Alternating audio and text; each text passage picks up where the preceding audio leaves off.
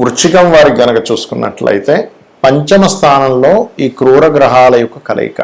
ఎవరెవరు? శని, రవి ఇదివరకే కలిసి ఉన్నారు. ఇప్పుడు కొత్తగా కుజుడు కూడా ప్రవేశిస్తున్నాడు మీన రాశిలోకి మే 2వ తేదీ నుంచి. అయితే మే 2 కంటే ముందు ఒక వారం రోజుల ముందు నుంచి దాని ప్రభావం ఉంటుంది. 26 మార్చు అక్కడి నుంచి. దానివల్లే మనకి చాలా షేర్ మార్కెట్లో ఫ్లక్చువేషన్స్, బంగారం ఖరీదు రేట్ విషయంలో ఈ మార్పులు అవి కూడా వస్తూ ఉంటాయి. అయితే ఇక్కడ ఏంటంటే ప్రధానంగా ఈ గ్రహాల కలయిక మూలంగా పంచమ స్థానము అనేటువంటిది ఎటువంటి విషయాలని చెప్తుంది, ఏ విషయాల పట్ల మీరు జాగ్రత్తగా ఉండాలి, దేశకాల పరిస్థితుల్లో దీని యొక్క ప్రభావం ఎలా ఉండబోతుంది, ఈ యొక్క విషయాలు మీకు మంచిగా ఎలా మారుతాయి, కొన్ని చెడుగా ఎలా మారుతాయి, మరి వీటికి ప్రభావం వలన మీరు తీసుకోవాల్సిన జాగ్రత్తలు కానీ పరిహారాలు కానీ ఏం చేసుకోవాలి అనేటువంటి అంశాలు చెప్తుంది నేనైనప్పటికీ చెప్పిస్తుంది సాక్షాత్ లలితా అమ్మవారిగా భావిస్తూ ఆ లలితాంబిక అమ్మవారి యొక్క అనుగ్రహం మీకు పరిపూర్ణంగా కలగాలని మనస్ఫూర్తిగా కోరుకుంటూ, ఇక్కడ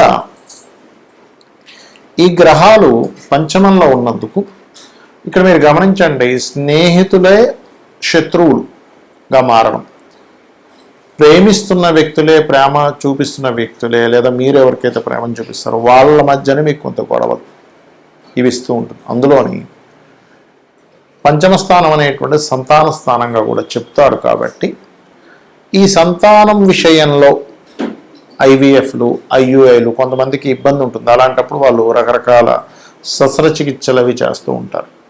అటువంటివి చేయించుకునేటువంటి విషయాలలో ఇక్కడ ఏంటంటే ఇలా చేయించుకునేటువంటి అంశాల్లో కొన్నిసార్లు తప్పిదాలు, కొన్నిసార్లు పాపం ఖర్చు అయిపోయి సరైనటువంటి దానికి రావాల్సినంత ఉపయోగం కలగకపోవడము, ఇబ్బంది పడడం అనేటువంటి జరుగుతూ ఉంటాయి. కాబట్టి ఈ యొక్క విషయంలో కాస్త జాగ్రత్తగా ఉండాలి. అయితే మరి ఇందులో మంచి ఏముందండి అంటే మనకు చూడండి, ఎవరు స్నేహితుడు ఎవరు శత్రువు అనే విషయం తెలిసిపోద్ది కొన్ని సందర్భాల్లో. కాబట్టి ఇది ఫిల్టర్ చేస్తుంది. అంటే నిజమైన స్నేహితుడు ఎవరు, నీకు ఇబ్బంది కలిగినప్పుడు, నువ్వు నీ యొక్క జీవితంలో చాలా ఇబ్బందులు ఎదుర్కొంటున్నప్పుడు నీకు తోడుగా ఉండేవాడు నిజమైనటువంటి స్నేహితుడు. కాబట్టి నిజమైనటువంటి స్నేహితుడిని ఫిల్టర్ చేసేటువంటి సమయం ఇది పంచమంలో ఈ గ్రహాలు ఉన్నప్పుడు. అలాగే కొన్ని ప్రేమ వ్యవహారాలు అనుకోండి, అదేవిధంగా కొన్ని నిర్ణయాలు తీసుకునేటప్పుడు ప్రధానంగా జాగ్రత్తగా ఉండాలి. పంచమ స్థానం అనేటువంటి నిర్ణయ స్థానంగా చెప్తూ ఉంటారు. కాబట్టి ఎటువంటి నిర్ణయం తొందరపడి ఏమైనా తీసేసుకుంటున్నాం ఆవేశంలోని, అదేవిధంగా బాగా సంతోషంలో ఉన్నప్పుడు నిర్ణయం తీసుకోవద్దని మనకు శాస్త్రాలు చెప్తున్నాయి. అంటే ఆ సమయంలో తొందరపడి ఏదో తీసేసుకుంటాం మోహం వల్ల, క్రోధం వల్ల. కాబట్టి ఈ విషయాల్లో జాగ్రత్తగా ఉంటూ, ముఖ్యంగా మీరు ఉగ్రదేవత ఆరాధన అంటే శక్తి దేవతలు ఉంటారు, దశమహావిద్యలో ఉండేటువంటివి, లేదా శివారాధన, నమశివాయ అనేటువంటి మంత్రము ఖచ్చితంగా మీకు మంచి ఫలితాలని ఇవ్వనుంది.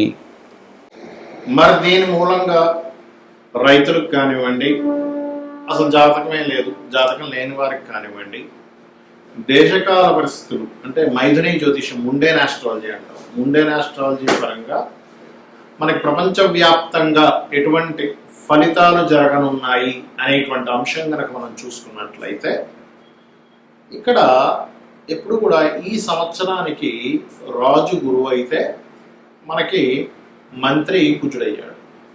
గురువు అయినటువంటి రాజు మీనరాశిలో ఉండేటువంటి ఎనర్జీ అంటే మనకి ఒక గ్రహం ఎప్పుడు కూడా మనకి పరాశర మహర్షి చెప్పినట్టుగా ఆత్మ సంబంధినో ఏచ ఏ నిజదార్మిన దశాంతర్దశాశ్వేవ దిశంతి స్వదశాఫలం. దశా ఫలితాలు ఇచ్చేటప్పుడు కానీ, లేకపోతే ఒక గ్రహం తన యొక్క ఫలితాలు ఇచ్చేటప్పుడు కానీ, తన రాసుల్లో ఏ గ్రహం ఉంది, తనతో పాటు ఏ గ్రహం కలిసింది, తనని ఏ గ్రహాలు చూడబడుతున్నాయి, ఇవన్నీ మనం తీసుకుంటాం. కాబట్టి ఇక్కడ దుష్ప్రభావ రాసుల్లో ఉండేటువంటి గురువు మరొక దుష్ప్రభావ రాసుల్లో ఉండేటువంటి 3 గ్రహాల యొక్క ప్రభావాన్ని పొందుతున్నాడు. కాబట్టి రైతుల విషయం కనుక చూసుకున్నట్లయితే ముఖ్యంగా మామిడి పళ్ళు, అరటి పళ్ళు అమ్మేటువంటి ఎగుమతి మనకి ఎగుమతి చేసేటువంటి కొన్ని ఉంటాయి. ఇటువంటివి ఈ పంటలు పండించేటువంటి రైతులు కాస్త ముందుగానే వర్షాలు పడబోతున్నాయి, అనవసరంగా పండు ఏదైనా మనకి దెబ్బతింటుంది. ఇప్పుడు ఏంటంటే వడగళ్ళ వానలు, విపరీతమైన వర్షాలు, లేకపోతే విపరీతమైన గాలులు, ఎండాకాలంలో విపరీతమైన వర్షాలు పడతాయి. చూడండి, గుర్తుపెట్టుకోండి. ఎప్పటి నుంచి ఇది అంటే మే 1-2 తేదీ నుంచి కుజుడు మారుతున్నాడు కాబట్టి దానికంటే ముందు నుంచే, ఒక వారం ముందు నుంచి దాని ప్రభావం ఉంటుంది. మార్చి 26 నుంచే ఉంటుంది. కాకపోతే అక్కడి నుంచి ఇంకా పెరుగుతుంది అన్నమాట. పెరగడం అనేటువంటి జరుగుతుంది. మరి ఈ పసుపు అంటే పచ్చగా ఉండేటువంటివి ఏవైతే ఉంటాయో అందులో అరటి పళ్ళు ఉంటాయి, మామిడి పళ్ళు ఉంటాయి, ఇంకేవైతే పండ్లు ఉంటాయో వాటి మీద దాని ప్రభావం ఉంటుంది చెప్పాలంటే. మరి ఈ యుద్ధ సంబంధించినటువంటి విషయంలో అంటే ఖచ్చితంగా మీరు చూడొచ్చు, ఒక వారం ముందు నుంచి అంటే మే 2 నుంచి కుజుడు మారుతున్నాడు అంటే దాదాపుగా మార్చి 26వ తేదీ నుంచే ఈ యుద్ధ సంబంధించినటువంటి విషయంలో తీవ్రత బాగా పెరుగుతుంది. ఇవన్నీ అసలు మనం ఎందుకు చెప్పుకుంటున్నాం? ఎక్కడో జరిగే యుద్ధం గురించి మనకెందుకు అంటే, ఎక్కడో యుద్ధం జరుగుతూ ఉందంటే ప్రతి దేశంలో ప్రతి ఒక్కరికి ఏదో రూపంలో వాళ్ళకి దాని యొక్క ప్రభావం పడుతూ ఉంటుంది. అంటే ఏమిటి? ఇప్పుడు మనకి వంట చమురు ఏదైతే గ్యాస్ ఉందో దాని మీద ప్రభావం, పెట్రోల్ డీజిల్స్ మీద ప్రభావం, లేకపోతే ఆయా దేశాల్లో కొంతమంది మన భారతీయులు ఉంటారు. ఆ భారతీయులు అక్కడ ఉంటే ఒకవేళ కొంచెం సరిహద్దు ప్రాంతాల్లో ఉంటే కొంచెం లోపలిగా వెళ్ళి ఉండడం. ఇక్కడ ఏంటంటే యుద్ధం ఎప్పుడూ కూడా పెరగకూడదు, మనందరం అదే కోరుకోవాలి. కానీ గ్రహస్థితులు ఏం చెప్తున్నాయి మనకి? పోయిన సంవత్సరం లాగే ఈ సంవత్సరం కూడా గురువు 3 రాసులు మారుతున్నాడు. పోయిన సంవత్సరం చూడండి, మనకి పరాభవనామ సంవత్సరానికి ముందు మనకి ఏదైతే సంవత్సరం ఉందో విశ్వవసునామ సంవత్సరంలో కూడా మనకి గురువు వృషభ రాశిలో ఉండేటువంటి గురువు మిథునం నుంచి కర్కాటకంలోకి వెళ్ళాడు. అందుకే చూడండి, పరాభవం రాకముందే యుద్ధాలు ప్రారంభమయ్యాయి. దానికి సంబంధించినటువంటి చాలా చాలా చాలా ఇబ్బందులు చూసాం మనం. మరలా పరాభవనామ సంవత్సరంలో కూడా 3 రాసులు మారుతున్నాడు గురువు. అంటే కర్కాటకంలోకి వచ్చేసిన గురువు మిథునంలోకి వెళ్ళిపోయాడు. మిథునం నుంచి మరలా 3 రాసులు అంటే మిథునము, కర్కాటకము, సింహం, ఇలా 3 రాసులు మారడము, 3 సార్లు పంచగ్రహ కూటమి కలయిక, ఇవన్నీ ఏం చెప్తున్నాయి? ఇజ్రాయెల్లో ఇప్పుడు ఉండేటువంటి విపరీతమైన కాకుల యొక్క దాడి, ఇవన్నీ ఏం చెప్తున్నాయంటే ఇస్లాం కంట్రీస్ ఏవైతే ఉంటాయో అక్కడ ఉండేటువంటి దేశాలకి చాలా చాలా చాలా యుద్ధము యొక్క సంబంధించినటువంటి విషయం చాలా తీవ్ర స్థాయికి వెళ్ళనుంది.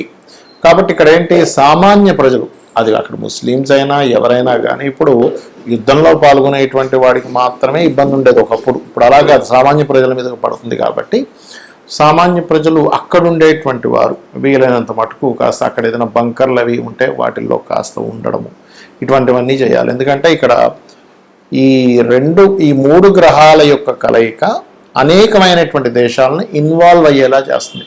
అంటే వారు కూడా మేము కూడా యుద్ధంలోకి వస్తామనేటువంటి ప్రభావాన్ని పెంచుతూ ఉంటుంది. కాబట్టి ఈ విషయంలో అతి ముఖ్యంగా జాగ్రత్తగా ఉండాలి. మరి దీనికి ఏమిటి? ఇప్పుడు ఇందాక నేను మీకు ఒక విషయం చెప్పాను, ఏమన్నా మరి జాతకం లేని వాళ్ళు ఏం చూసుకోవాలి? ఈ 3 గ్రహాలు సహజ 12వ స్థానంలో ఉన్నది కాబట్టి ఖర్చులు, మదుపు పెట్టేటువంటి విషయాలు, వివాహ జీవితం మీద ఈ 3 మీద జాగ్రత్తగా ఉండాలి. మరి ఎప్పుడైతే ఈ రవి కలుస్తున్నాడో ఈ శనికుజ మధ్యని, కొలెస్ట్రాల్ ఫుడ్ ఎక్కువగా తీసుకోకూడదు, గుర్తుపెట్టుకోండి. ఎందుకంటే సన్ అనేటువంటి గ్రహం ఏదైతే ఉందో అది గుండెకి సంబంధించి కొలెస్ట్రాల్ ఎక్కువ తీసుకునేటువంటివి జాగ్రత్త పడాలి. అదేవిధంగా రవి రాజులకి కారకుడు. రాజు అంటే ఇప్పుడు ఉండేటువంటి పరిభాషల్లో చూసుకున్నట్లయితే సీఎంలు, పిఎంలు, రాజకీయ నాయకులకి కూడా ఇది వర్తిస్తుంది. ప్రెసిడెంట్లు రకరకాల దేశాల్లో, ఇప్పుడు చైనా లాంటి దేశం ఉంది, లేకపోతే కొన్ని దేశాల్లో ఏంటంటే ఇంకా వాళ్ళ మళ్ళీ అందులో అక్కడ ఓట్లు వేయడం, జనాలు ఒకరిని గెలిపించడం ఇట్లాంటివి ఏమి ఉండవు. కాబట్టి దేశ నాయకులకి చాలా పెద్ద ముప్పు. ఎందుకంటే నాయకుడికి రాజుకి కారకుడైనటువంటి రవి ఎప్పుడైతే శనికుజ గ్రహాలతో మీనరాశిలో కలిసిన్నాడో ఇది దేశ నాయకులకి ముప్పునిస్తుంది. ఇంకోటి ఏంటి, ఈ గురువు అతిచారంలో సింహరాశి వైపు వెళ్ళిపోతాడు. కాబట్టి ఇక్కడ ఏంటి, 3 రాశులు జలము, అగ్ని, వాయువు, ఈ 3టిని కలుషితం చేసేటువంటిది. ఇప్పుడు ఒక యుద్ధం వచ్చిందనుకోండి, వాయువు కలుషితం అవుతుంది.